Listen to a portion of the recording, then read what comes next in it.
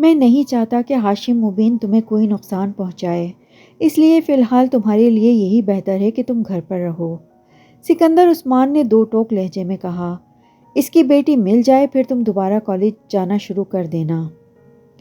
ان کی بیٹی اگر 1 سال تک نہیں ملے گی تو کیا میں 1 سال تک اندر بیٹھا رہوں گا؟ آپ نے انہیں میرے بیان کے بارے میں نہیں بتایا؟ سالار نے تیز لہجے میں کہا۔ میں اسے بتا چکا ہوں، ثنایا نے بھی تمہاری بات کی تصدیق کی ہے۔ ان کے لہجے میں ثنایا کا نام لیتے ہی تلخی آ گئی۔ مگر ہاشم مبین ابھی بھی بضد ہے کہ اس کی بیٹی کو تم نے ہی اغوا کیا ہے۔ تو میں کیا کروں؟ اسے یقین نہیں آتا تو نہ آئے، مجھے کیا فرق پڑتا ہے؟ سالار نے لاپرواہی سے کہتے ہوئے ناشتے کی طرف ہاتھ بڑھایا۔ تمہیں فرق نہیں پڑتا، مجھے پڑتا ہے۔ تم ہاشم مبین احمد کو نہیں جانتے، وہ کتنے اثر و رسوخ والا آدمی ہے اور کس حد تک جا سکتا ہے، اس کا اندازہ صرف مجھے ہے۔ میں نہیں چاہتا کہ وہ تمہیں کوئی نقصان پہنچائے۔ سکندر عثمان نے اس بار کچھ نرم لہجے میں کہا، شاید انہیں اندازہ ہو گیا تھا کہ ان کی سختی کا اس پر کوئی اثر نہیں ہوگا، وہ ان کی بات نہیں مانے گا۔ پاپا میری اسٹڈیز کا حرج ہوگا، سوری میں گھر پر نہیں بیٹھ سکتا۔ سالار سکندر عثمان کے لہجے کی نرمی سے متاثر نہیں ہوا تھا۔ تمہارا حرج ہوتا ہے یا نہیں، مجھے اس بات سے کوئی فرق نہیں پڑتا، میں صرف تمہیں گھر میں دیکھنا چاہتا ہوں، سمجھے تم؟ اس بار انہوں نے اچانک بھڑک کر بلند آواز میں کہا۔ کم از کم آج تو مجھے جانے دیں، آج مجھے بہت سے ضروری کام نپٹانے ہیں۔ سالار یکدم ان کے غصے پر کچھ پزل ہوا۔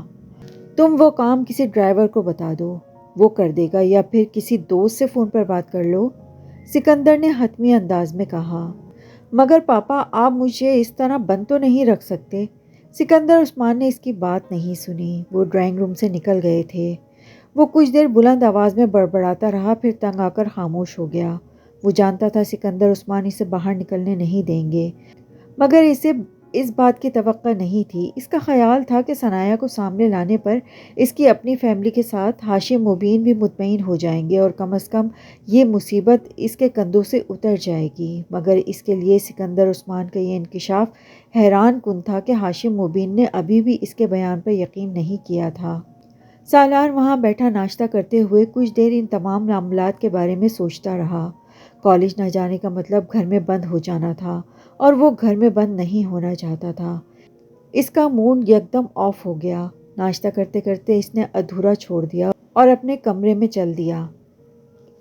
سکندر صاحب میں آپ سے ایک بات کہنا چاہتی ہوں۔ وہ لاؤنج میں بیٹھے تھے جب ملازمہ کچھ جھجکتے ہوئے ان کے پاس آئی۔ ہاں کہو، پیسوں کی ضرورت ہے؟ سکندر عثمان نے اخبار پڑھتے ہوئے کہا۔ اس معاملے میں خاصے فراخ دل تھے وہ۔ نہیں صاحب جی، ایسی کوئی بات نہیں ہے، میں کچھ کہنا چاہتی ہوں آپ سے۔ بولو، وہ ہنوز اخبار میں مصروف تھے۔ ملازمہ کچھ پریشان ہونے لگی۔ ناصرہ نے بہت سوچ سمجھ کر سالار اور امامہ کے بارے میں سکندر عثمان کو بتانے کا فیصلہ کیا تھا، کیونکہ اسے یہ سب کچھ اب بہت پریشان کن لگ رہا تھا۔ وہ نہیں چاہتی تھی کہ جلد یا بدیر یہ پتہ چل جائے کہ ان دونوں کے درمیان رابطے کا ذریعہ وہ تھی اور پھر اسے اور اس کے پورے خاندان کو پولیس کا سامنا کرنا پڑے۔ اسی لیے اپنے شوہر سے مشورے کے بعد اس نے سکندر عثمان کو سب کچھ بتانے کا فیصلہ کر لیا تھا، تاکہ کم از کم وہ دونوں گھر والوں میں سے کسی ایک کی ہمدردی اپنے ساتھ رکھے۔ چپ کیوں ہو، بولو، سکندر عثمان نے اسے خاموش پا کر ایک بار پھر اس سے کہا۔ ان کی نظریں ابھی بھی اخبار پر جمی تھیں۔ سکندر صاحب میں آپ کو سالار صاحب کے بارے میں کچھ بتانا چاہتی ہوں، ناصرہ نے بالآخر ایک طویل توقف کے بعد کہا۔ سکندر عثمان نے بے اختیار اخبار اپنے چہرے کے سامنے سے ہٹا دیا۔ سالار کے بارے میں کیا کہنا چاہتی ہو؟ انہوں نے اخبار کو سامنے سینٹر ٹیبل پر پھینکتے ہوئے سنجیدگی سے کہا۔ سالار صاحب اور امامہ بی بی کے بارے میں کچھ بتانا چاہتی ہوں۔ سکندر عثمان کا دل بے اختیار اچھل کر حلق میں آ گیا۔ کیا بتانا چاہتی ہو؟ صاحب، بہت دن پہلے ایک دن سالار صاحب نے مجھ سے کہا تھا کہ میں ان کا موبائل اپنی بیٹی کے ہاتھ امامہ بی بی کو پہنچا دوں۔ سکندر عثمان کو لگا وہ دوبارہ کبھی ہل بھی نہیں سکیں گے۔ تو ہاشم مبین کا خیال اور اصرار ٹھیک تھا، ان کے بدترین قیاس اور اندازے درست تھے۔ اچھا پھر؟ انہیں اپنی آواز کسی کھائی سے آتی لگی۔ میں نے انکار کر دیا کہ یہ کام میں نہیں کر سکتی، مگر انہوں نے مجھے بہت دھمکایا۔ انہوں نے کہا کہ وہ مجھے گھر سے نکال دیں گے جس پر مجبوراً میں وہ موبائل امامہ بی بی تک پہنچانے کے لیے راضی ہو گئی۔ اپنی پوزیشن کو محفوظ رکھنے کے لیے ناصرہ نے اپنے بیان میں جھوٹ کی آمیزش کرتے ہوئے کہا۔ پھر اس کے کچھ دن بعد ایک دن سالار صاحب نے کہا کہ میں کچھ کاغذات امامہ بی بی تک پہنچا دوں اور پھر اسی وقت ان کاغذات کو واپس لے آؤں۔ میں نے اپنی بیٹی کے ذریعے وہ کاغذات بھی امامہ بی بی کے پاس پہنچا دیے اور واپس بھی منگوا لیے اور سالار صاحب کو دے دیے۔ میں نے سالار صاحب سے ان کاغذات کے بارے میں پوچھا مگر انہوں نے نہیں بتایا، مگر مجھے شک تھا کہ شاید وہ نکاح نامہ تھا، کیونکہ اس وقت سالار صاحب کے کمرے میں 5 لوگ موجود تھے، ان میں سے ایک کوئی مولوی بھی تھا۔ سکندر عثمان کو وہاں بیٹھے بیٹھے ٹھنڈے پسینے آنے لگ گئے تھے۔ اور یہ کب کی بات ہے؟ امامہ بی بی کے جانے سے چند دن پہلے کی صاحب، ناصرہ نے کہا۔ تم نے مجھے اس بارے میں کیوں نہیں بتایا؟ سکندر صاحب نے غصے میں کہا۔ میں بہت خوفزدہ تھی صاحب جی، سالار صاحب نے مجھے دھمکیاں دی تھیں کہ اگر میں نے آپ کو یہ کسی اور کو یہ سب بتایا تو وہ مجھے یہاں سے باہر پھینکوا دیں گے، ناصرہ نے کہا۔ وہ کون لوگ تھے؟ انہیں پہچانتی ہو تم؟ سکندر عثمان نے بے حد اضطراب کے عالم میں کہا۔ بس ایک کو، حسن صاحب تھے۔ اس نے سالار کے ایک دوست کا نام لیا۔ باقی اور کسی کو میں نہیں پہچانتی، ناصرہ نے کہا۔ میں بہت پریشان تھی، آپ کو بتانا چاہتی تھی مگر میں ڈرتی تھی کہ آپ میرے بارے میں کیا سوچیں گے، مگر اب مجھ سے برداشت نہیں ہوا۔ اور کون کون اس کے بارے میں جانتا ہے؟ سکندر عثمان نے کہا۔ کوئی بھی نہیں، بس میں اور میری بیٹی اور میرا شوہر، ناصرہ نے جلدی سے کہا۔ ملازموں میں سے کسی اور کو کچھ پتہ ہے؟ توبہ کریں صاحب جی، میں کیوں کسی کو بتاتی؟ میں نے کسی کو کچھ نہیں بتایا۔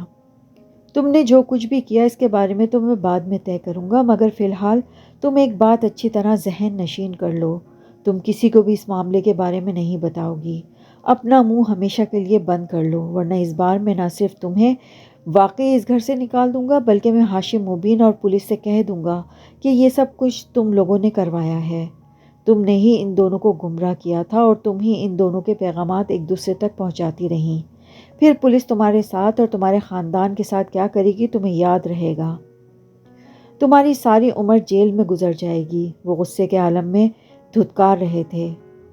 نہیں صاحب جی، میں کیوں کسی کو کچھ بتاؤں گی؟ آپ میری زبان کو کٹوا دیجیے گا اگر میرے منہ سے دوبارہ اس بارے میں کچھ سنیں۔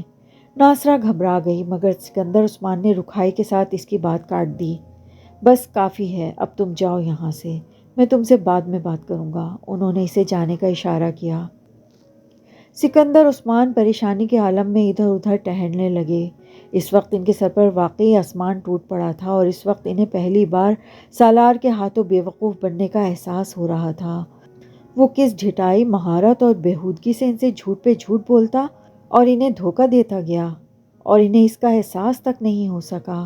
اور اگر ملازمہ انہیں یہ سب کچھ نہ بتاتی تو وہ ابھی بھی ٹانگ پر ٹانگ رکھے مطمئن بیٹھے ہوتے، یہی سوچ کر سالار امامہ کے ساتھ انوالو نہیں ہے اور نہ ہی اس کی گمشدگی میں کوئی حصہ ہے اس کا، کیونکہ سالار چند دن گھر پر رہ کر ایک بار پھر کالج جانا شروع کر چکا تھا۔ وہ جانتے تھے کہ سالار کی نگرانی کروائی جا رہی تھی اور ہاشم مبین احمد کو سب کچھ پتہ چلنے کا مطلب کیا تھا وہ اچھی طرح جانتے تھے۔ ان کا کچھ دیر پہلے کا اطمینان یکدم ختم ہو گیا تھا۔ وہ اندازہ کر سکتے تھے کہ وہ کاغذات کیسے تھے، ان 5 آدمیوں کی موجودگی کا مطلب کیا تھا، سالار اور امامہ کے درمیان تعلق کی نوعیت کیا تھی، اور اس وقت ان کا دل چاہ رہا تھا کہ وہ اس کا گلا دبا دیں، پھر اسے شوٹ کر دیں، مگر وہ جانتے تھے وہ یہ دونوں کام نہیں کر سکتے تھے۔ سالار سکندر ان کا وہ بیٹا تھا جس سے وہ اپنی اولاد میں سے سب سے زیادہ محبت کرتے تھے، اور اس طرح بیوقوف بننے کے بعد پہلی بار وہ سوچ رہے تھے کہ سالار سکندر کی اب کسی بات پر یقین نہیں کریں گے، وہ اسے مکمل طور پر ہر معاملے کے بارے میں اندھیرے میں رکھیں گے، ویسے ہی جیسے وہ کر رہا تھا۔ اس کی امامہ سے جان پہچان کیسے ہوئی؟ سکندر عثمان نے اپنے گھر میں بے چینی سے ٹہلتے ہوئے طیبہ سے پوچھا۔ مجھے کیا پتا کہ اس کی جان پہچان امامہ سے کیسے ہوئی؟ کوئی بچہ تو ہے نہیں کہ میری انگلی پکڑ کر چلتا ہو، طیبہ نے قدرے خفگی سے کہا۔ میں نے تم سے بہت بار کہا تھا کہ اس پر نظر رکھا کرو، تمہیں اپنی ایکٹیویٹیز سے فرصت ملے تو تم کسی اور کے بارے میں سوچو، اس پر توجہ دینا میرا ہی فرض کیوں ہے؟ طیبہ یکدم بھڑک اٹھیں۔ آپ کو بھی تو اپنی ایکٹیویٹیز چھوڑنی چاہیے، سارا الزام میرے ہی سر کیوں؟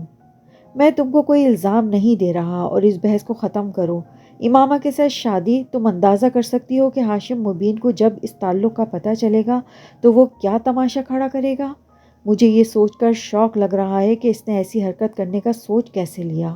اسے بالکل بھی احساس نہیں ہوا کہ ہماری فیملی کی سوسائٹی میں کتنی عزت ہے۔ سکندر عثمان طیبہ کے قریب صوفے پر بیٹھتے ہوئے بولے، ایک پرابلم ختم ہوتی ہے تو ہمارے لیے دوسری پرابلم شروع ہو جاتی ہے۔ یہ سارا چکر اسی وقت شروع ہوا ہوگا جب پچھلے سال اس نے خودکشی کی کوشش کے بعد اس کی جان بچائی تھی۔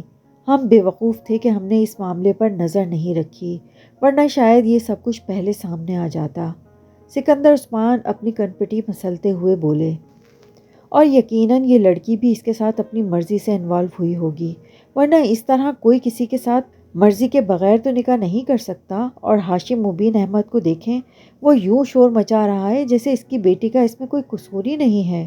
جو کیا ہے سالار نے کیا ہے، انہوں نے تو FIR بھی اغوا کی درج کروائی ہے۔ طیبہ نئے سرے سے سلگنے لگیں، جو بھی ہے قصور تمہارے بیٹے کا ہے، نہ وہ ایسے کاموں میں پڑتا نہ اس طرح پھنستا۔ اب تو تم صرف یہ سوچو کہ تمہیں اس صورتحال سے کس طرح بچنا چاہیے۔ ابھی ہم اتنی بری طرح نہیں پھنسے جس طرح آپ سوچ رہے ہیں۔ اس پر یہ جرم ثابت نہیں ہوا، پولیس یا ہاشم مبین کے پاس کوئی ثبوت نہیں ہے، اور ثبوت کے بغیر وہ کچھ نہیں کر سکتے۔ اچھا، اور جس دن ان تک کوئی ثبوت پہنچ گیا، اس دن کیا ہوگا؟ تم نے یہ سوچا ہے؟ سکندر عثمان نے کہا، آپ پھر امکانات کی بات کر رہے ہیں۔ اس نے اگر ہمیں اتنا بڑا دھوکہ دیا ہے تو ہو سکتا ہے کہ وہ اب بھی اس لڑکی کے ساتھ رابطے میں ہو۔ سکندر عثمان کو خیال آیا، ہاں ہو سکتا ہے، پھر کیا کیا جائے؟ میں اس سے بات کروں گا تو سمجھو پتھر کے ساتھ اپنا سر پھوڑوں گا۔ وہ پھر جھوٹ بولے گا، جھوٹ بولنے میں تو وہ ماہر ہو چکا ہے۔ انہوں نے غصے سے کہا، بس چند ماہ میں اس کا BA مکمل ہو جائے، پھر میں اسے باہر بھجوا دوں گا۔ کم از کم ہر وقت ہاشم مبین کی طرف سے جن اندیشوں کا میں شکار رہتا ہوں وہ تو ختم ہوں گے۔ انہوں نے سگریٹ کا ایک کش لگایا، مگر سکندر آپ ایک چیز بھول رہے ہیں۔ طیبہ نے بڑی سنجیدگی سے چند لمحوں کی خاموشی کے بعد کہا، کیا؟ سکندر نے انہیں چونک کر دیکھا۔ سالار کی امامہ کے ساتھ خفیہ شادی۔ اس شادی کے بارے میں جو کچھ بھی کرنا ہے آپ کو خود کرنا ہے۔ آپ کیا کریں گے اس شادی کے بارے میں؟ طلاق کے علاوہ اس شادی کا اور کیا کیا جا سکتا ہے؟ سکندر عثمان نے قطعی لہجے میں کہا۔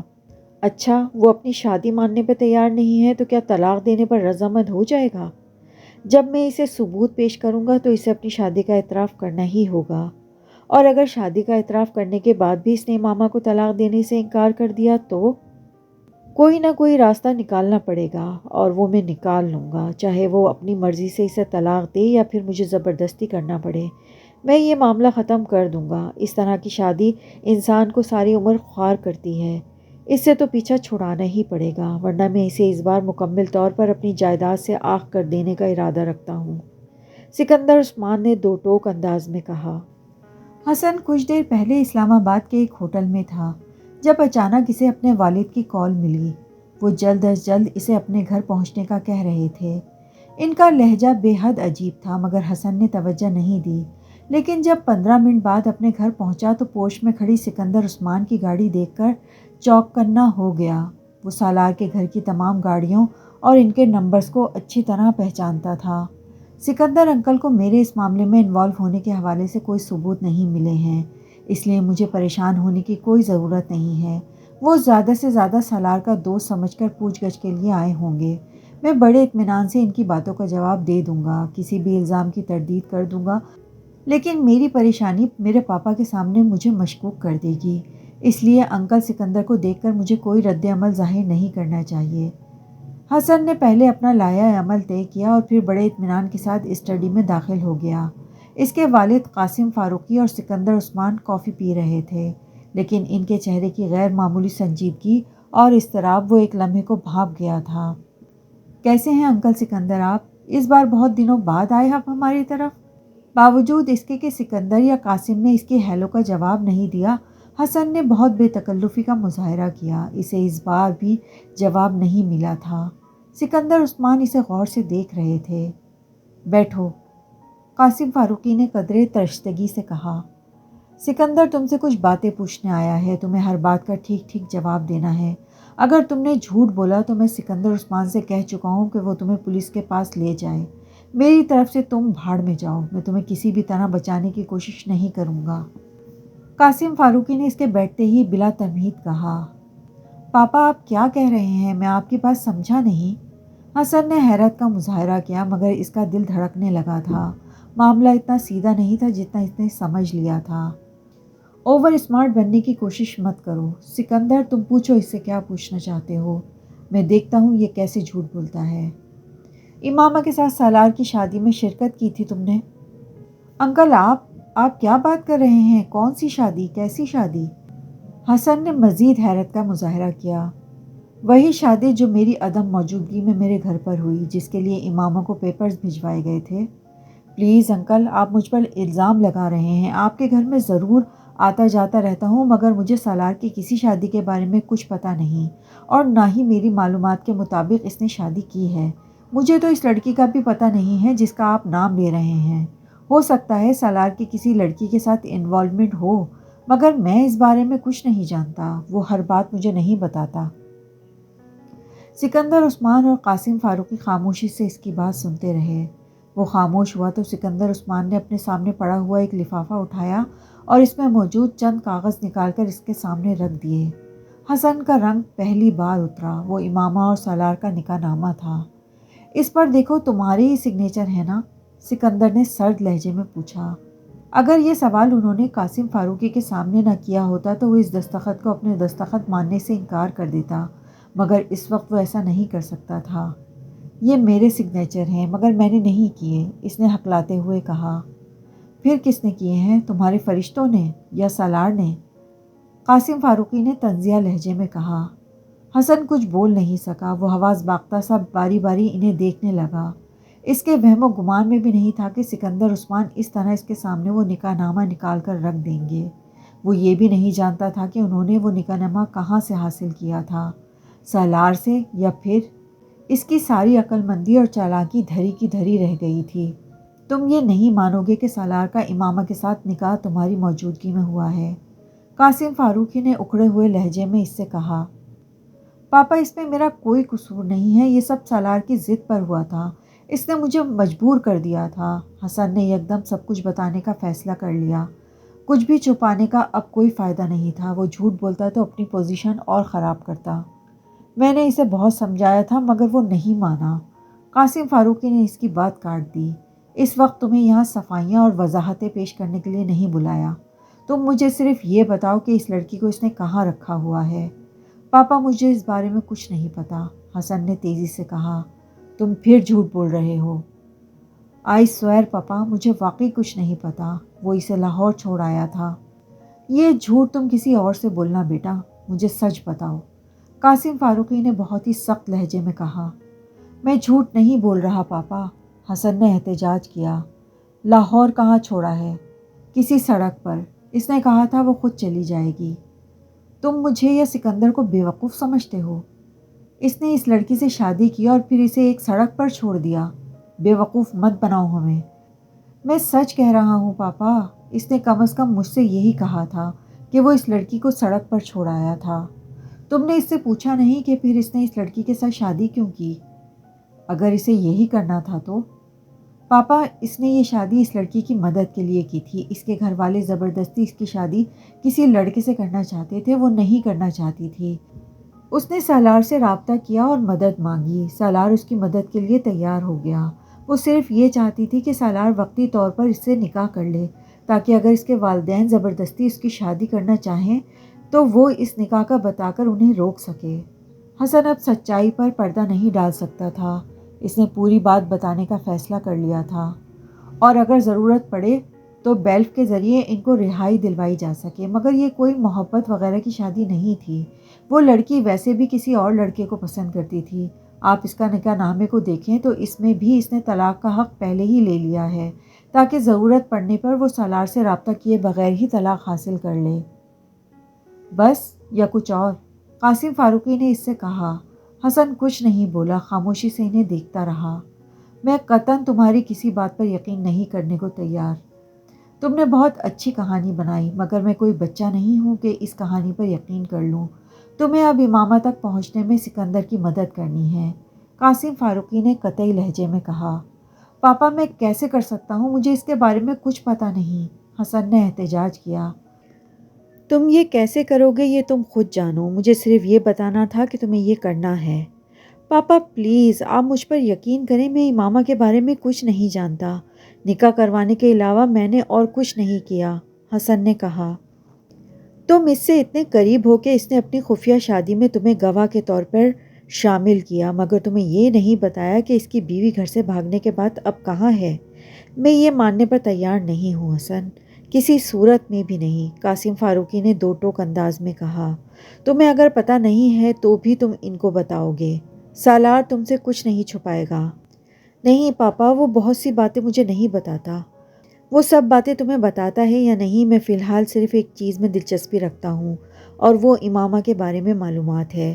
تم ہر طریقے سے اس سے امامہ کا پتہ حاصل کرو، اور سالار کو کسی بھی طرح یہ پتہ نہیں چلنا چاہیے کہ سکندر کو اس کی شادی کی اطلاع مل چکی ہے یا اس نے اس سلسلے میں تم سے کوئی ملاقات کی ہے۔ اگر مجھے یہ پتہ چلا کہ سالار یہ بات جان گیا ہے تو میں تمہارا کیا حشر کروں گا یہ تمہیں یاد رکھنا چاہیے۔ میں سکندر کو تو پہلے ہی اجازت دے چکا ہوں کہ وہ ہاشم مبین کو تمہارا نام دے دے، قاسم فاروقی نے غصے میں کہا۔ پاپا میں کوشش کرتا ہوں کہ کسی طرح امامہ کے بارے میں کچھ معلومات مل جائے، میں سالار سے اس کے بارے میں بات کروں گا، میں اسے یہ نہیں بتاؤں گا کہ سکندر انکل کو اس سارے معاملے کے بارے میں پتہ چل گیا ہے، وہ مکانگی انداز میں دہراتا گیا۔ حسن اس بار بری طرح اور خلاف توقع پھنسا تھا۔ سالار چند دن گھر بیٹھا رہا تھا مگر پھر ضد کر کے اس نے کالج جانا شروع کر دیا تھا۔ ہاشم مبین اور اس کے گھر والے امامہ کی تلاش میں زمین آسمان ایک کیے ہوئے تھے، اگرچہ وہ یہ سب کچھ بڑی رازداری کے ساتھ کر رہے تھے، لیکن اس کے باوجود ان کے ملازمین اور پولیس کے ذریعے سکندر کو ان کی کوششوں کی خبر مل رہی تھی۔ وہ لاہور میں بھی امامہ کی ہر سہیلی سے رابطہ کر رہے تھے جسے وہ جانتے تھے۔ سالار نے ایک دن اخبار میں بابر جاوید نامی ایک شخص کا خاکہ دیکھا، اس کے بارے میں معلومات دینے والے کے لیے انعام کا اعلان تھا۔ وہ اس نام سے اچھی طرح واقف تھا، یہی وہ فرضی نام تھا جو حسن نے وکیل کو امامہ کے شوہر کا دیا تھا، اور وہ اشتہار یقیناً امامہ کے گھر والوں کی طرف سے تھا، حالانکہ نیچے دیا گیا فون نمبر امامہ کے گھر کا نہیں تھا۔ وہ اندازہ کر سکتا تھا کہ پولیس اس وکیل کے پاس پہنچ گئی ہوگی، اس کے بعد اس وکیل نے اس آدمی کے کوائف انہیں بتائے ہوں گے۔ اب یہ حقیقت صرف وہ وکیل، حسن اور خود وہ جانتا تھا کہ بابر جاوید سرے سے کوئی وجود ہی نہیں رکھتا، مگر وہ مطمئن ہو گیا تھا، وہ ہاشم مبین کے گھر والوں کو کسی حد تک بھٹکانے میں کامیاب ہو رہا تھا۔ اس پورے عرصے کے دوران سالار امامہ کی کال کا منتظر، اس نے کئی بار امامہ کو اس کے موبائل پر کال کرنے کی کوشش بھی کی مگر اسے موبائل آف ملا۔ اسے یہ تجسس ہو رہا تھا کہ وہ کہاں تھی۔ اس تجسس کو ہوا دینے میں کچھ ہاتھ حسن کا بھی تھا، جو بار بار اس سے امامہ کے بارے میں پوچھتا رہتا تھا۔ بعض دفعہ وہ چڑ جاتا تھا، مجھے کیا پتا وہ کہاں ہے اور مجھ سے رابطہ کیوں نہیں کر رہی، بعض دفعہ مجھے لگتا ہے کہ اس میں مجھ سے زیادہ تمہیں دلچسپی ہے۔ اسے بالکل بھی اندازہ نہیں تھا کہ حسن کا یہ تجسس اور دلچسپی کسی مجبوری کی وجہ سے تھی، وہ بری طرح پھنسا ہوا تھا۔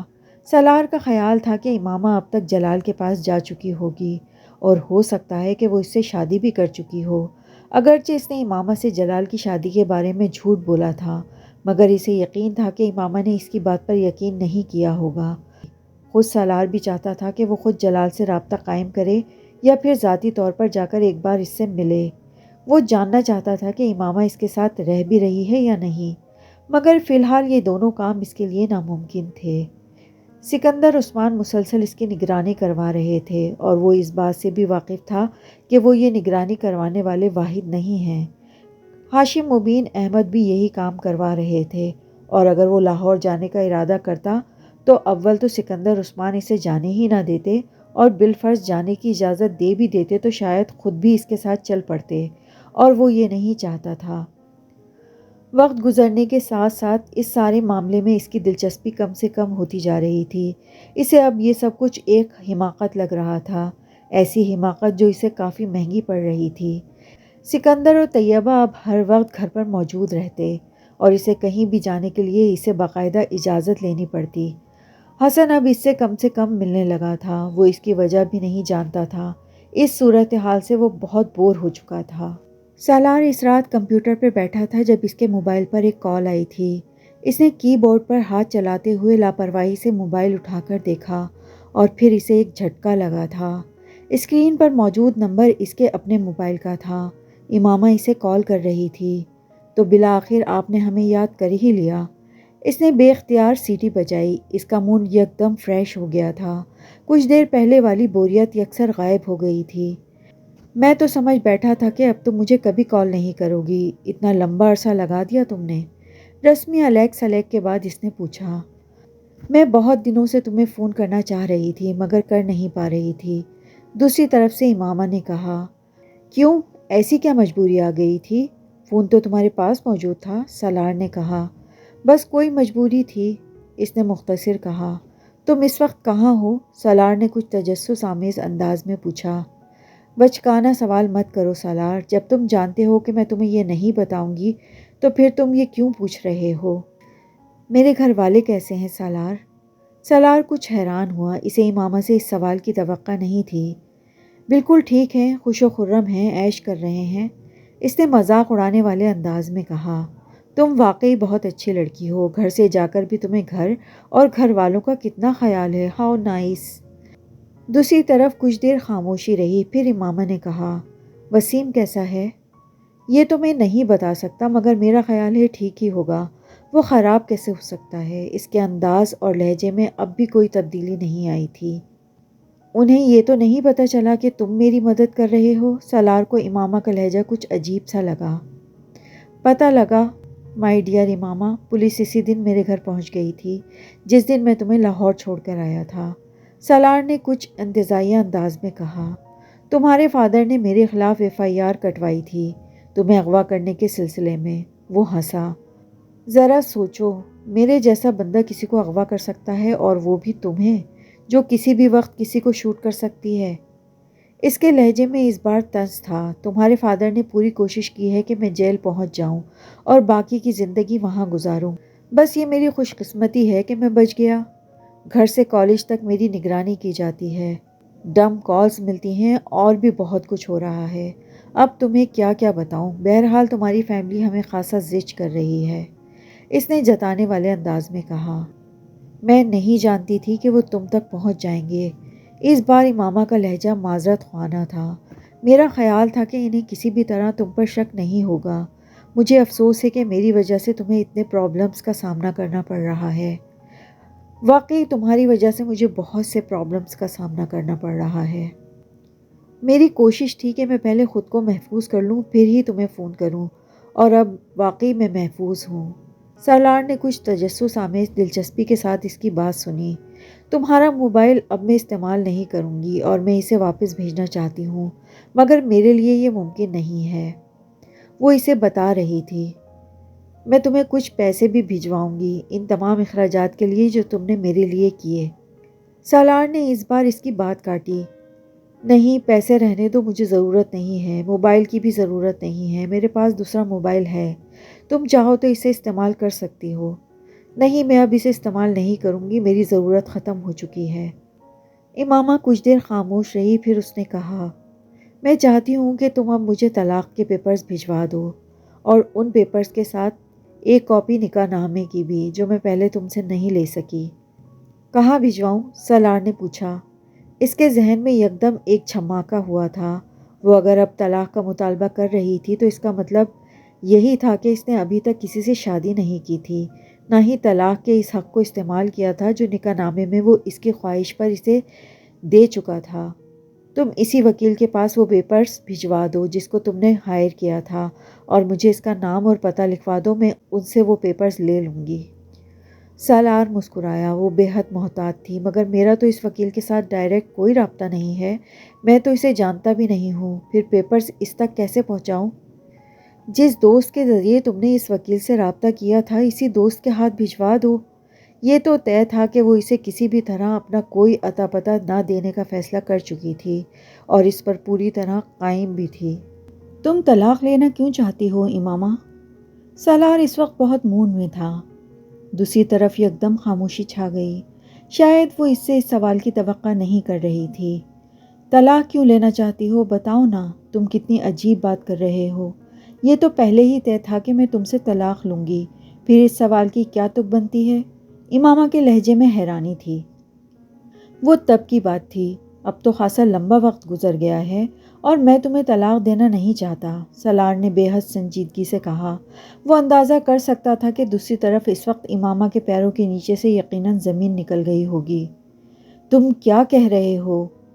میں یہ کہہ رہا ہوں امامہ ڈیئر، میں تمہیں طلاق دینا نہیں چاہتا، نہ ہی دوں گا۔ اس نے ایک اور دھماکہ کیا۔ تم طلاق کا حق پہلے ہی مجھے دے چکے ہو، امامہ نے بے اختیار کہا۔ کب؟ کہاں؟ کس وقت؟ کس صدی میں؟ سالار نے اطمینان سے کہا۔ تمہیں یاد ہے میں نے نکاح سے پہلے تمہیں کہا تھا کہ نکاح نامے میں طلاق کا حق چاہتی ہوں میں۔ اگر تم طلاق نہیں بھی دیتے تو میں خود ہی وہ حق استعمال کر سکتی ہوں، تمہیں یہ یاد ہونا چاہیے۔ امامہ جتا رہی تھی۔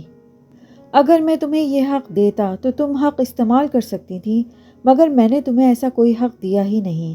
تم نے نکاح نامہ دیکھا، وہاں ایسا کچھ بھی نہیں تھا۔ خیر تم نے دیکھا ہی ہوگا ورنہ آج طلاق کی بات کیوں کر رہی ہوتی؟ دوسری طرف ایک بار پھر خاموشی چھا گئی۔ سالار نے ہوا میں تیر چلایا تھا مگر وہ نشانے پر لگا تھا۔ امامہ نے یقیناً پیپر سائن کرتے ہوئے انہیں دیکھنے کی زحمت نہیں کی تھی۔ سالار بے حد محظوظ ہو رہا تھا۔ تم نے مجھے دھوکہ دیا ہے، بہت دیر بعد امامہ بولی۔ ہاں بالکل اسی طرح جس طرح تم نے پسٹل دکھا کر مجھے دھوکہ دیا تھا۔ وہ فوراً بولا۔ میں سمجھتا ہوں کہ تم اور میں بہت اچھی زندگی گزار سکتے ہیں۔ ہم دونوں میں اتنی برائیاں اور خامیاں ہیں کہ ہم دونوں ایک دوسرے کو مکمل طور پر کمپلیمنٹ کرتے ہیں۔ وہ اب ایک بار پھر سنجیدگی سے کہہ رہا تھا۔ زندگی سالار، زندگی تمہارے ساتھ یہ ناممکن ہے، امامہ نے طنز سے کہا۔ مجھے نیپولین کی بات دہرانی چاہیے کہ میری ڈکشنری میں ناممکن کا لفظ نہیں ہے، یا مجھے تم سے یہ ریکویسٹ کرنی چاہیے کہ آؤ اس ناممکن کو مل کر ممکن بنائیں؟ وہ اب مذاق اڑا رہا تھا۔ تم نے مجھ پر بہت احسان کیے ہیں، ایک احسان اور کر دو، مجھے طلاق دے دو۔ نہیں، میں تم پر احسان کرتے کرتے تھک گیا ہوں، اب اور نہیں کر سکتا، اور یہ والا احسان یہ تو ناممکن ہے۔ سالار ایک بار پھر سنجیدہ ہو گیا تھا۔ میں تمہارے ٹائپ کی لڑکی نہیں ہوں سالار، تمہارا اور میرا لائف اسٹائل بہت مختلف ہے، ورنہ شاید میں تمہاری پیشکش پر غور کرتی، مگر اب اس صورت میں یہ ممکن نہیں ہے۔ تم پلیز مجھے طلاق دے دو، وہ اب نرم لہجے میں کہہ رہی تھی۔ سالار کا دل بے اختیار ہنسنے کو چاہا۔ تم اگر میری پیشکش پر غور کرنے کا وعدہ کرو تو میں اپنا لائف اسٹائل بدل لیتا ہوں، سالار نے اسی انداز میں کہا۔ تم سمجھنے کی کوشش کرو، تمہاری اور میری ہر چیز مختلف ہے، زندگی کی فلسفی ہی مختلف ہے، ہم دونوں اکٹھے نہیں رہ سکتے۔ اس بار وہ جھنجھلا کر بولی۔ نہیں، میری اور تمہاری فلسفی آف لائف بہت ملتی ہیں، تمہیں اس بارے میں پریشان ہونے کی ضرورت نہیں ہے۔ اگر یہ ملتی نہ بھی ہوتی تو بھی ذرا سی ایڈجسٹمنٹ کے بعد ملنے لگے گی۔ وہ اس طرح بولا جیسے اپنی بہترین دوست سے گفتگو کر رہا ہو۔ ویسے بھی مجھ میں کیا کمی ہے، میں تمہارے پرانے منگیتر اجداد سے خوبصورت نہ سہی مگر جلال انصر جیسا معمولی شکل و صورت کا بھی نہیں ہوں۔ میری فیملی کو تم اچھی طرح جانتی ہو، کیریئر میرا کتنا برائٹ ہوگا اس کا تمہیں اندازہ ہے، میں ہر لحاظ سے جلال سے بہتر ہوں۔ وہ اپنے لفظوں پر زور دیتے ہوئے بولا، اس کی آنکھوں میں چمک اور ہونٹوں پر مسکراہٹ ناچ رہی تھی۔ وہ امامہ کو بری طرح زج کر رہا تھا اور وہ رو رہی تھی۔ میرے لیے کوئی بھی شخص جلال جیسا نہیں ہو سکتا، اور تم تو کسی صورت بھی نہیں۔ امامہ کی آواز میں پہلی بار نمایاں خفگی تھی۔ کیوں؟ سالار نے بے حد معصومیت سے پوچھا۔ تم مجھے اچھے نہیں لگتے ہو، آخر تم یہ بات کیوں نہیں سمجھتے سالار؟ اگر تم نے مجھے طلاق نہیں دی تو میں کورٹ چلی جاؤں گی، وہ اب اسے دھمکا رہی تھی۔ سالار اس کی بات پر بے اختیار ہنسا۔ یو آر موسٹ ویلکم، جب چاہیں جائیں، کورٹ سے اچھی جگہ میل ملاقات کے لیے اور کون سی ہوگی؟ آمنے سامنے کھڑے ہو کر بات کرنے کا مزہ ہی اور ہوگا، وہ محظوظ ہوتے ہوئے بولا۔ ویسے تمہیں یہ بات ضرور یاد رکھنی چاہیے کہ کورٹ میں صرف میں نہیں پہنچوں گا بلکہ تمہارے پیرنٹس بھی پہنچیں گے، وہ انتزاعیہ انداز میں بولا۔ سالار، میرے لیے پہلے ہی بہت پرابلمز ہیں، تم ان میں اضافہ نہ کرو، میری زندگی بہت مشکل ہے اور ہر گزرتے دن کے ساتھ مزید مشکل ہوتی جا رہی ہے، کم از کم تم تو میری مشکلات کو نہ بڑھاؤ۔ اس بار امامہ کے لہجے میں سنجیدگی اور بے چارگی تھی۔ وہ کچھ اور محظوظ ہوا۔ میں تمہارے مسائل میں اضافہ کر رہا ہوں مائی ڈیئر، میں تو تمہاری ہمدردی میں گھل رہا ہوں، تمہارے مسائل کو ختم کرنے کی کوشش کر رہا ہوں۔ تم خود سوچو میرے ساتھ رہ کر تم کتنی اچھی اور محفوظ زندگی گزار سکتی ہو۔ وہ بظاہر بڑی سنجیدگی سے بولا۔ سالار، تم جانتے ہو نا میں نے اتنی مشکلات کس لیے سہی ہیں؟ تم سمجھتے ہو میں ایک ایسے شخص کے ساتھ رہنے پر تیار ہو جاؤں گی جو ہر وہ کبیرہ گناہ کرتا ہے جسے میرے پیغمبر محمد صلی اللہ علیہ وآلہ وسلم ناپسند کرتے ہیں۔ نیک عورتیں نیک مردوں کے لیے ہوتی ہیں اور بری عورتیں برے مردوں کے لیے۔ میں نے زندگی میں بہت سی غلطیاں کی ہیں، مگر میں اتنی بری نہیں ہوں کہ تمہارے جیسا برا مرد میری زندگی میں آئے۔ جلال مجھے نہیں ملا مگر میں تمہارے ساتھ بھی زندگی نہیں گزاروں گی، اس نے بے حد تلخ انداز میں تمام لحاظ بالائے طاق رکھتے ہوئے کہا۔ شاید اسی لیے جلال نے بھی تم سے شادی نہیں کی، کیونکہ نیک مردوں کے لیے نیک عورتیں ہوتی ہیں، تمہارے جیسی نہیں، سالار نے اسی کے انداز میں جواب دیا۔ دوسری طرف خاموشی چھا گئی، اتنی لمبی خاموشی کہ سالار کو اسے مخاطب کرنا پڑا۔ ہیلو ہیلو، تم سن رہی ہو امامہ؟ سالار، مجھے طلاق دے دو۔ اسے امامہ کی آواز بھررائی ہوئی لگی۔ سالار کو ایک عجیب سی خوشی کا احساس ہوا۔ تم کورٹ میں جا کر لے لو جیسے تم مجھ سے کہہ چکی ہو، سالار نے ترکی بہ ترکی کہا اور دوسری طرف سے فون بند کر دیا گیا۔ حسن نے ان چند ماہ میں سالار سے امامہ کے بارے میں جاننے کی بے حد کوشش کی تھی، حسن کے اپنے بیانات کے مطابق، مگر وہ ناکام رہا تھا۔ وہ اس بات پر یقین کرنے کو تیار نہیں تھے کہ سالار اور امامہ کے درمیان کوئی رابطہ نہیں تھا۔ سالار کی طرح خود انہوں نے موبائل پر بار بار اس سے رابطہ کرنے کی کوشش کی، مگر ناکامی ہوئی۔ سکندر نے سالار کو امریکہ میں مختلف یونیورسٹیز میں اپلائی کرنے کے لیے کہہ دیا تھا۔ وہ جانتے تھے کہ اس کا اکیڈمک ریکارڈ ایسا تھا کہ کوئی بھی یونیورسٹی اسے لینے میں خوشی محسوس کرے گی۔ امامہ نے سالار کو دوبارہ فون نہیں کیا تھا، حالانکہ سالار کا خیال تھا کہ وہ اسے دوبارہ فون کرے گی اور تب وہ اسے بتا دے گا کہ وہ اسے نکاح نامے پہ پہلے ہی طلاق کا حق دے چکا ہے اور وہ نکاح نامے کی کاپی بھی اس کے حوالے کر دے گا۔ وہ اس سے یہ بھی کہہ دے گا کہ اس نے اس کے ساتھ صرف ایک مذاق کیا تھا، مگر امامہ نے اس سے دوبارہ رابطہ قائم کرنے کی کوشش بھی نہیں کی۔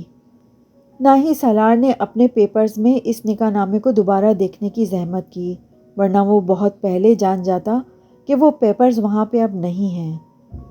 جس دن وہ آخری پیپر دے کر گھر واپس آیا تھا، سکندر عثمان کو اس نے اپنا منتظر پایا۔ تم اپنا سامان پیک کر لو، آج رات کی فلائٹ سے تم امریکہ جا رہے ہو، کامران کے پاس۔ کیوں پاپا؟ اس طرح اچانک؟ سب کچھ ٹھیک تو ہے؟ تمہارے علاوہ سب کچھ ٹھیک ہے، سکندر نے تلخی سے کہا، مگر پھر آپ مجھے اس طرح اچانک کیوں بھیج رہے ہیں؟ یہ میں تمہیں رات کو ایئرپورٹ پر چھوڑنے کے لیے جاتے ہوئے بتاؤں گا، فی الحال تم جا کر اپنا سامان پیک کرو۔ پاپا پلیز آپ مجھے بتائیں، آپ اس طرح مجھے کیوں بھجوا رہے ہیں؟ سالار نے کمزور احتجاج کے ساتھ کہا۔ میں نے کہا نا میں تمہیں بتا دوں گا، تم جا کر اپنا سامان پیک کرو، ورنہ میں تمہیں سامان کے بغیر ہی ایئرپورٹ چھوڑاؤں گا۔ سکندر نے اسے دھمکایا۔ وہ کچھ دیر انہیں دیکھتا رہا، پھر اپنے کمرے میں چلا گیا۔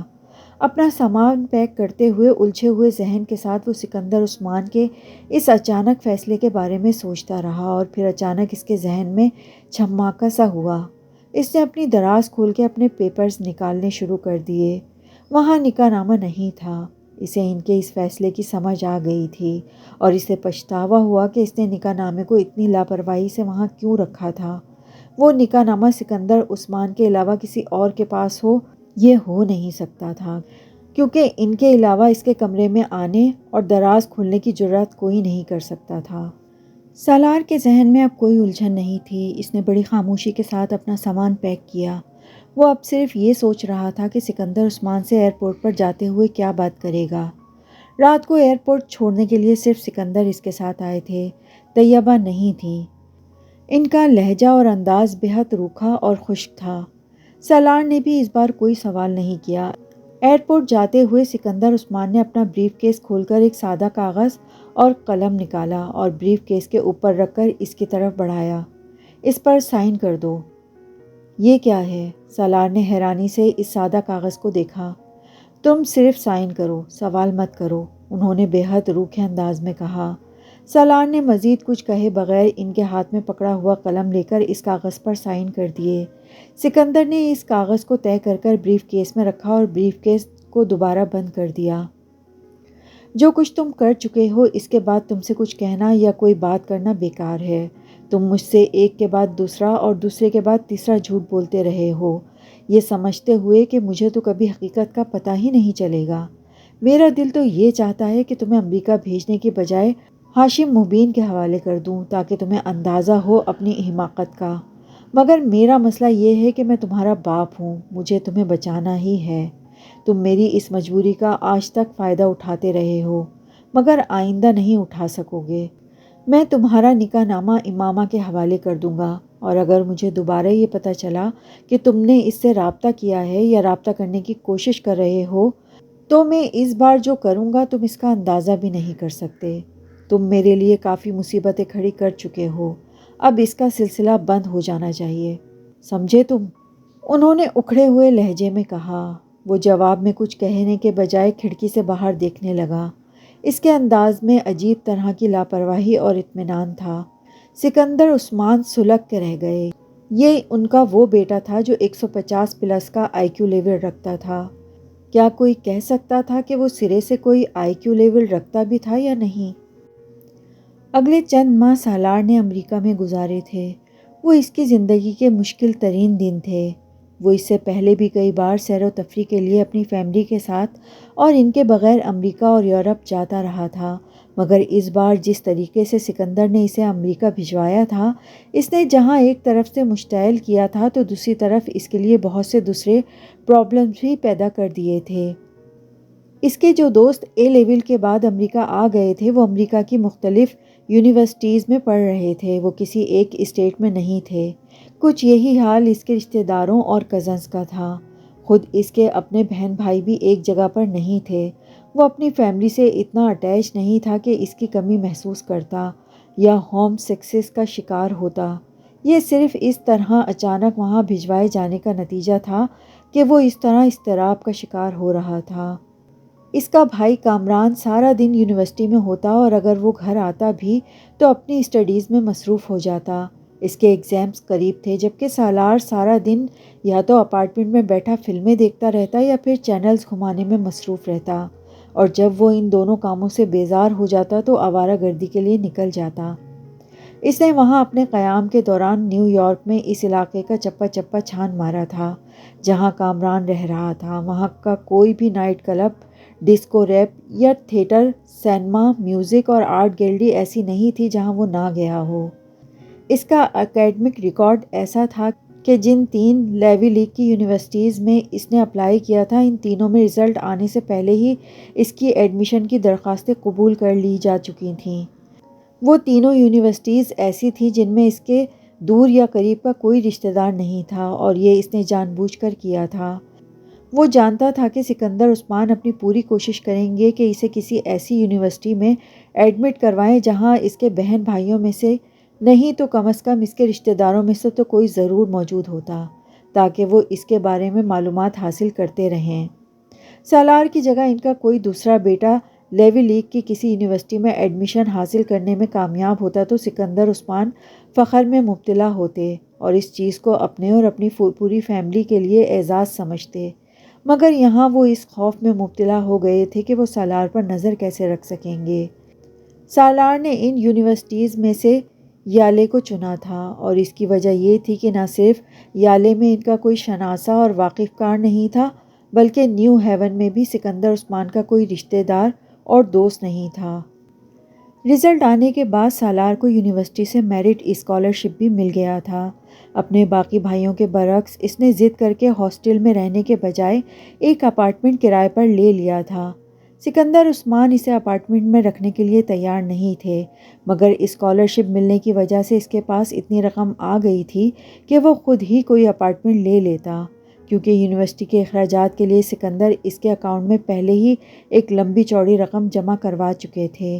حالانکہ ان کا سب سے چھوٹا بیٹا بھی اسکالرشپ لے رہا تھا، مگر سالار سکندر کو اللہ تعالیٰ نے خاص طور پر ان سے ہر وہ کام اور مطالبہ کرنے کے لیے بنایا تھا جو اس سے پہلے کسی نے نہ کیا ہو۔ وہ زمین پر خاص طور پر انہیں تنگ کرنے کے لیے بھیجا گیا تھا۔ جس چیز کو ان کے دوسرے بچے مشرق کہتے وہ اسے مغرب کہتا، جسے دوسرے زمین قرار دیتے وہ اس کے آسمان پر دلائل دینا شروع کر دیتا۔ وہ اس کی باتوں، حرکتوں اور ضد پر زیادہ سے زیادہ اپنا بلڈ پریشر اور کولیسٹرول لیول ہائی کر سکتے تھے اور کچھ نہیں۔ نیو ہیون جانے سے پہلے سکندر اور طیبہ اس کے لیے خاص طور پر پاکستان سے امریکہ آئے تھے۔ وہ کئی دن تک اسے سمجھاتے رہے تھے، جنہیں وہ اطمینان سے ایک کان سے سن کر دوسرے کان سے نکالتا رہا تھا۔ وہ کئی سالوں سے نصیحتیں سننے کا عادی تھا اور عملی طور پر وہ نصیحتیں اب اس پر قطعی کوئی اثر نہیں کرتی تھیں۔ دوسری طرف سکندر اور طیبہ پاکستان واپس جاتے ہوئے بے حد فکر مند بلکہ کسی حد تک خوفزدہ بھی تھے۔ وہ یالے سے فائنانس میں MBA کرنے آیا تھا اور اس نے وہاں آنے کے چند ہفتوں کے اندر ہی اپنی غیر معمولی صلاحیتوں کو ظاہر کرنا شروع کر دیا تھا۔ پاکستان میں جن اداروں میں وہ پڑھتا رہا تھا اگرچہ وہ بہت اچھے تھے، مگر وہاں تعلیم اس کے لیے کیک واک تھی۔ یالے میں مقابلہ بہت مشکل تھا۔ وہاں بے حد قابل لوگ اور ذہین اسٹوڈنٹ موجود تھے۔ اس کے باوجود وہ بہت جلد نظروں میں آنے لگا تھا۔ شروع کے چند ہفتوں میں ہی سالار نے اپنے پروفیسرز اور کلاس فیلوز کی توجہ اپنی طرف مبذول کر لی تھی، اور یہ بھی پہلی بار نہیں ہوا تھا۔ وہ بچپن سے تعلیمی اداروں میں اسی قسم کی توجہ حاصل کرتا رہا تھا۔ وہ ایسا اسٹوڈنٹ نہیں تھا جو فضول باتوں پر بحث برائے بحث کرتا۔ اس کے سوال ہی اس طرح کے ہوتے تھے کہ ان کے اکثر پروفیسرز کو فوری طور پر ان کا جواب دینے میں دشواری ہوتی۔ جواب غیر تسلی بخش بھی ہوتا تب بھی وہ جتاتا نہیں تھا، صرف خاموش ہو جاتا تھا۔ وہ بحث صرف اس پروفیسر سے کرتا تھا جن کے بارے میں اسے یقین ہوتا کہ وہ ان سے واقعی کچھ نہ کچھ سیکھے گا۔ پڑھائی وہاں بھی اس کے لیے بہت مشکل نہیں تھی، نہ ہی اس کا سارا وقت پڑھائی میں گزرتا تھا۔ پہلے کی نسبت اسے کچھ زیادہ وقت دینا پڑتا تھا، مگر اس کے باوجود وہ اپنے لیے اور اپنی سرگرمیوں کے لیے بہت وقت نکال لیا کرتا تھا۔ وہ وہاں کسی ہوم سکنس کا شکار نہیں تھا کہ 24 گھنٹے پاکستان کو یاد کرتا رہتا، پاکستان کے ساتھ اس طرح کے عشق میں مبتلا ہوتا کہ ہر وقت اس کے کلچر کی ضرورت اور اہمیت کو محسوس کرتا۔ نہ ہی امریکہ اس کے لیے کوئی نئی اور اجنبی جگہ تھی، اس لیے اس نے وہاں موجود پاکستانیوں کو تلاش کرنے اور ان کے ساتھ رابطہ بڑھانے کی دانستہ طور پر کوئی کوشش نہیں کی۔ مگر وقت گزرنے کے ساتھ ساتھ خود بخود وہاں موجود کچھ پاکستانیوں سے اس کی شناسائی ہو گئی۔ یونیورسٹی کی دوسری بہت سی سوسائٹیز، ایسوسی ایشنز اور کلبز میں اس کی دلچسپی تھی اور اس کے پاس ان کی ممبرشپ بھی تھی۔ پڑھائی سے فارغ ہونے کے بعد وہ اپنا زیادہ تر وقت بیکار پھرنے میں ضائع کرتا تھا، خاص طور پر weekends. Cinema, clubs, disco, theatre. Salar کی زندگی ان چاروں کے درمیان تقسیم شدہ تھی۔ ہر نئی فلم، ہر نیا اسٹیج پلے، ہر نیا کنسرٹ اور کوئی بھی پرفارمنس وہ نہیں چھوڑتا تھا، یا پھر ہر نیا چھوٹا بڑا ریسٹورنٹ، مہنگے سے مہنگا اور سستے سے سستا۔ اسے ہر ایک کے بارے میں مکمل معلومات تھی، اور سب کے درمیان وہ ایڈونچر اس کے ذہن میں اب تک تھا جس کی وجہ سے وہ امریکہ میں تھا۔ سکندر کو اس کے نکاح کا پتہ کب چلا تھا، کیسے چلا تھا، سالار نے جاننے کی کوشش نہیں کی، مگر وہ اندازہ کر سکتا تھا کہ سکندر عثمان کو اس کے بارے میں کیسے پتہ چلا ہوگا۔ یہ حسن یا ناصرہ نہیں تھے جنہوں نے سکندر عثمان کو سالار اور امامہ کے بارے میں بتایا ہوگا۔ وہ ان کی طرف سے مطمئن تھا یہ خود امامہ ہی ہوگی جس نے اس سے فون پر بات کرنے کے بعد یہ سوچا ہوگا کہ اس کے بجائے سکندر عثمان سے ساری بات کی جائے، اور اس نے یقیناً ایسا ہی کیا ہوگا۔ اسی لیے اس نے دوبارہ سالار سے رابطہ نہیں کیا۔ سکندر نے اس سے رابطہ کرنے کے بعد ہی اس کے کمرے کی تلاشی لے کر وہ نکاح نامہ برآمد کیا ہوگا۔ مگر یہ سب ہوا کب؟ یہ وہ سوال تھا جس کا جواب وہ نہیں ڈھونڈ پا رہا تھا۔ جو بھی تھا، امامہ کے لیے اس کی ناپسندیدگی میں پاکستان سے امریکہ آتے ہوئے کچھ اور اضافہ ہو گیا تھا۔ یک کے بعد دیگرے وہ اس کے ہاتھوں سے زک اٹھانے پر مجبور ہوا تھا، اور اب وہ پچھتاتا تھا کہ اس نے اس تمام معاملے میں امامہ کی مدد کیسے کی۔ بعض دفعہ اسے حیرانی ہوتی تھی کہ آخر وہ امامہ جیسی لڑکی کی مدد کرنے پر تیار کیسے ہو گیا تھا۔ وہ اب ان تمام واقعات کے بارے میں سوچتے ہوئے بھی کوفت محسوس کرتا تھا۔